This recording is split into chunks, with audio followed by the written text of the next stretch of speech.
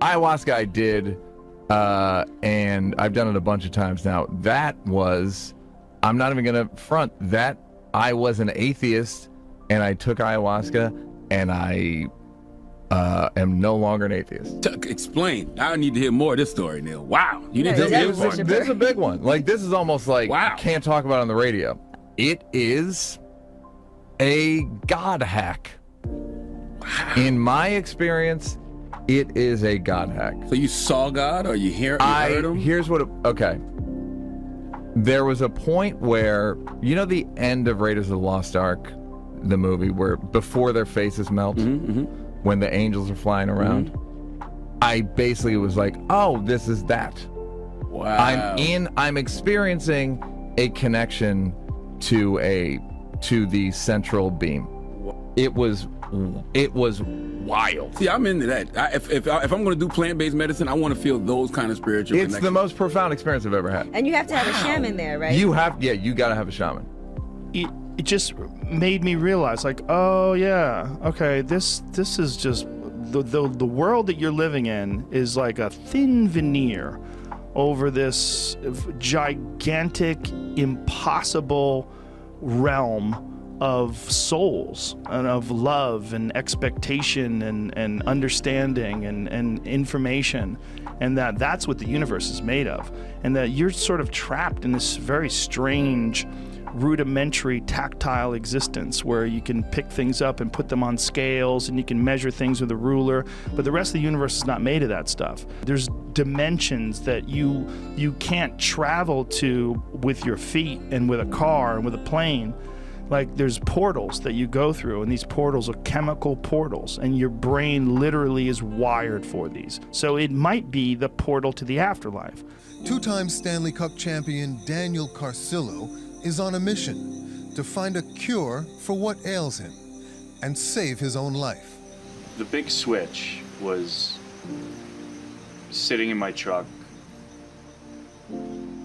several times with a plan to kill myself.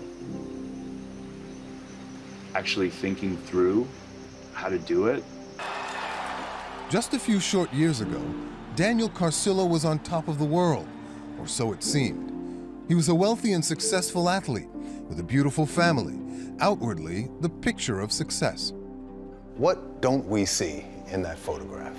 The fact that I was spiritually, mentally, and physically dead inside.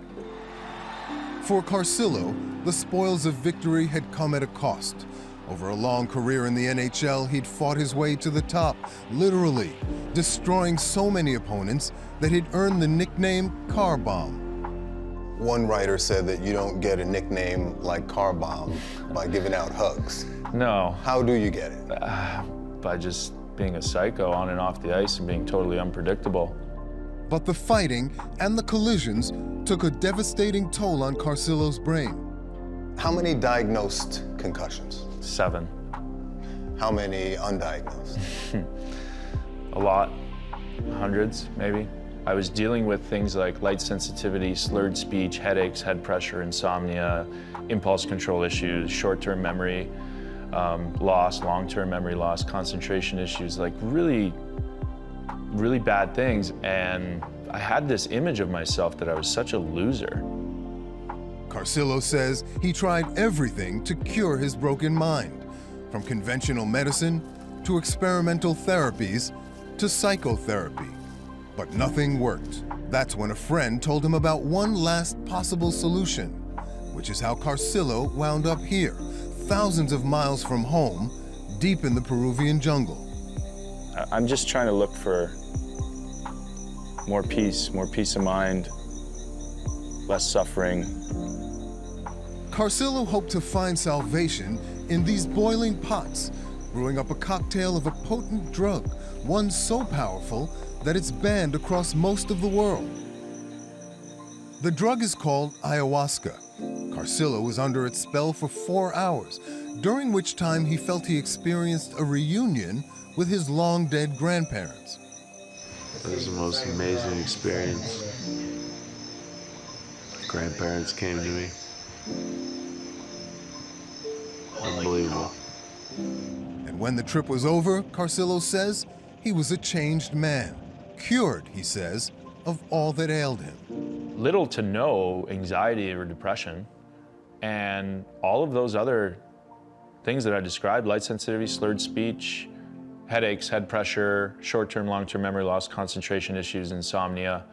I do not suffer from any of those symptoms any longer. Gone? Gone, yeah. Were the changes in him immediately evident to you? Oh, yes. It was so much easier to speak to him, and he was so much more confident about himself and just happy. Like, I didn't see him smile for years. Ella Carcillo is Daniel's wife. Were you not slightly skeptical that it would be possible for something like this to make all the difference? Once I noticed that, like, a month later, still normal. 2 months later, still normal. 3 months later, still same. 4, 5, and we're still going, you know? So it's like, how can you not believe that this stuff works? I was in this holographic, spinning, geometrical, alien world. Open my eyes and everybody else is kind of sleeping or in some kind of trance, and I go back. And then I start to feel like vomiting. My whole body is very uncomfortable. I don't vomit. I managed to hold it down, but there's something coursing through every cell in my body, like an intelligence searching everything. And I'm tingling and tingling, and I'm thinking this is probably the heaviest thing I've ever experienced in my life. Close to a near-death experience. And these geometric shapes keep transforming in incredible colors, and I'm in this extraordinary world, a little bit like that scene in Kubrick's 2001, you know, wherever he's going. And then I start to have visions of my life, who I am, me as a baby, me at my conception, believe it or not. This flash of light, and then my parents, my grandparents, and at this point I just start crying like a baby. I'm just weeping uncontrollably, and I sort of kind of wake up and I look around and everybody else is in their own space, so I go back to this world, and then that pain and those tears they sort of bleed into my relationships with women. The women I've known, my mother, and this whole, I'm basically reassessing my entire life. It's like my life passes before me, as they say, happens when you die. So I'm having this death experience. And then this goes on for a good hour. And then I start to sort of navigate and feel kind of comfortable and kind of supported by this experience. Like, it feels like love. I feel deeply protected and whole and utterly connected with myself, with the room. And if I look out of the window into the jungle, connected visually now with every leaf on the tree by a line of energy, and the stars. And I am wired to the entire cosmos. And I realize for the first time this is the only genuine religious experience I've ever had. I paid lip service to religious experience as a child, going to Catholic school and church and thinking, okay, maybe something will happen if I pray long enough, but nothing ever did. This is genuinely ontological, I think is the word.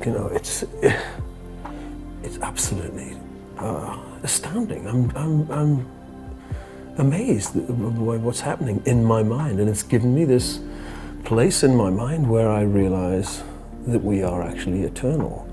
I initially went down there thinking that, okay, this will make a nice little vacation. I didn't expect to get much out of it. And the miracle that they were talking about, I thought that would never happen, especially with me. But I got something so much more than a miracle. I got my life back. I got me back. I got my joy back.